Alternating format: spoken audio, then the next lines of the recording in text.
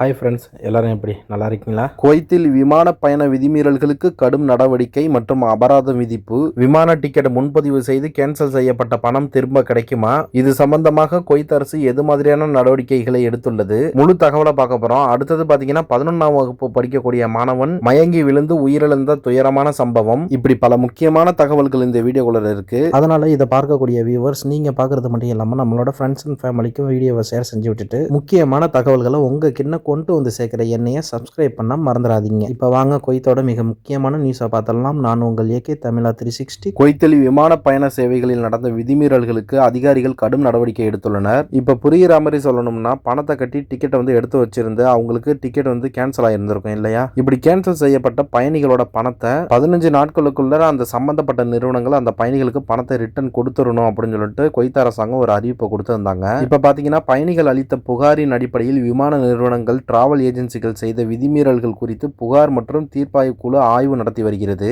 இதுல சட்டங்கள் மற்றும் சிவில் விமான போக்குவரத்து இயக்குநரகம் வெளியிட்ட உத்தரவுகளை மீறியவர்களுக்கு அபராதம் மற்றும் தண்டனைகள் விதிக்கப்பட்டதோடு டிக்கெட் மற்றும் ஹோட்டல் முன்பதிவு பணத்தை திருப்பி வழங்காதவர்களுக்கு கடுமையான நடவடிக்கை எடுக்கப்படும் எனவும் எச்சரிக்கப்பட்டுள்ளது. அதே நேரத்தில் குவைத் அரசாங்கம் என்ன சொல்லியிருக்கிறாங்கன்னா, இப்ப குவைத்திற்கு வெளியே இருக்கக்கூடிய அந்த இணையதளங்கள் மூலம் செய்யப்படும் முன்பதிவுகள் குவைத்தோட சட்டத்திட்டங்களின் கீழ் வராது என்றும், எனவே அங்கீகரிக்கப்பட்ட முகவர் நிறுவனங்கள் மூலம் மட்டுமே பயணச்சீட்டுகளை எச்சரிக்கையுடன் முன்பதிவு செய்ய வேண்டும் என்றும் முன்னெச்சரிக்கை விடுத்துள்ளது இங்கே குறிப்பிடத்தக்கது. இதோட டீடைல்ஸ் பார்த்தீங்கன்னா, இப்போ நீங்க குவைத்தில் இருந்துகிட்டு குவைத்தில் இருக்கக்கூடிய லோக்கல் டிராவல்ஸ் மூலியமா நீங்க டிக்கெட்டை எடுத்து புக் பண்ணி கேன்சல் ஆயிருந்துச்சுன்னு வச்சுங்க, அவங்க ரீஃபண்ட் பண்ணணும் அப்படின்னு சொல்லிட்டு சொல்லியிருக்காங்க.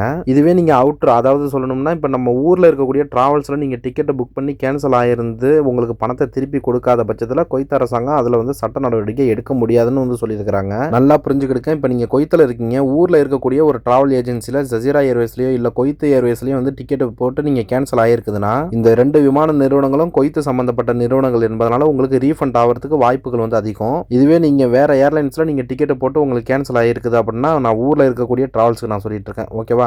உங்களுக்கு ரீஃபண்ட் ஆகிறது கொஞ்சம் சிரமம் தான். அதனால நீங்க அந்த டிராவல் ஏஜென்சி கிட்ட நீங்க கேட்டுக்கிடுங்க, ஓகேவா? அப்புறம் பொய்யான தகவலை கொடுத்துக்கிட்டு இருக்கேன் அப்படின்னு சொல்லிட்டு கீழே கமெண்ட் பாக்ஸ்ல டைப் பண்ணிக்கிட்டு இருக்காதீங்க. ஏன்னு கேட்டீங்கன்னா, நான் 1க்கு 4-5 வெப்சைட்டை பார்த்துட்டு செக் பண்ணி தான் நான் உங்களுக்கு நியூஸ் நான் கொடுத்துக்கிட்டு இருக்கேன். அது போல குவைத்தில் இருந்துகிட்டு பொய்யான தகவல்களை எடுத்து நான் பரப்பி விட்டேன்னா அதுக்கு எது மாதிரியான தண்டனைகள் கிடைக்கும் அப்படிங்கிறது எனக்கு தெரியும். அதனால இப்போ ஊருக்கு போகணும் அப்படின்னு சொல்லி நினைக்கிறவங்க இப்போ தற்போது T4 T5 அதாவது ஜசீரா ஏர்வேஸும் குவைத் ஏர்வேஸும் இங்கே குவைத்தில் ஓப்பனில் தான் இருக்கு. இன்னும் இன்டர்நேஷனல் ஃபிளைட்ஸ் ஓப்பன் ஆக கிடையாது. 3 கட்டமா ஏர்போர்ட் ஓப்பன் பண்ண போறதா சொல்லியிருக்கிறாங்க. அதனால ஊருக்கு போகணும்னு சொல்லி நினைக்கிறவங்க ஜசீரா இல்லைன்னா குவைத் ஏர்வேஸை பயன்படுத்திங்க. என்ன கொஞ்சம் டிக்கெட் தான் ரேட் அதிகமாக இருக்குது, அதனால பார்த்துக்கிட்டு போங்க. அடுத்து சவுதி அரேபியாவின் ரியாத் சுலைமானியாவில் உள்ள நியூ மிடில் ஈஸ்ட் இன்டர்நேஷனல் பள்ளியில் +1 மாணவனாக படித்து வந்த கேரள மாநிலத்தைச் சேர்ந்த ஹனீன் கடந்த ஏப்ரல் 5ஆம் தேதி பள்ளிக்கூடத்துக்கு போறதுக்காண்டி தயாராகி கொண்டிருந்த போது திடீரென மயங்கி விழுந்துள்ளார். உடனடியாக மருத்துவமனையில் அனுமதிக்கப்பட்டு சிகிச்சை பெற்று வந்த நிலையில் சிகிச்சை பலனின்றி செவ்வாய் மாலை உயிரிழந்ததாக தகவல் வெளியாகியுள்ளது.